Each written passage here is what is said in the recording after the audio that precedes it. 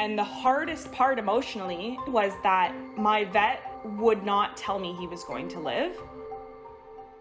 Jasper was the first instance where I literally picked him up from the farm that he was born on. I loaded him into a crate. He was really small. I brought him to the vet and I hadn't even gotten a good look at him. I just knew he was in rough shape. I had seen some pictures and videos. He was quiet. He was quiet the whole way. I know sometimes pigs are nervous, but it was odd. I hadn't heard a peep out of him. And when I shut my truck off, I heard this weird sound and I thought it was coming from literally the motor of my truck. And then I realized it was his breathing. His breath coming in and out sounded like fans shutting down on the inside of like your car motor. Like it took me a second. I was like, oh my God. That's when I was like, oh no, this is bad.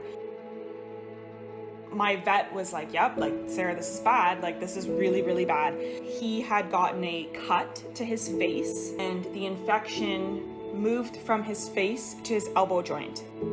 So the infection basically just started eating away at the whole joint in his elbow. He had no joint. And the hardest part emotionally was that my vet would not tell me he was going to live. So we could have spent all this time and all this money and I could come down in the morning one day and he'd be gone.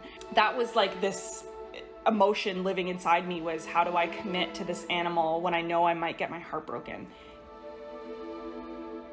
He started to get better, and when I introduced him to Nellie, the rescue that came in just before him, that was where their stories really came together. It was not the beginning of Nellie's story, and it was the beginning of Jasper's, but they were almost becoming one, because this is the part of Nellie's story where she became Jasper's medicine. She became his crutch.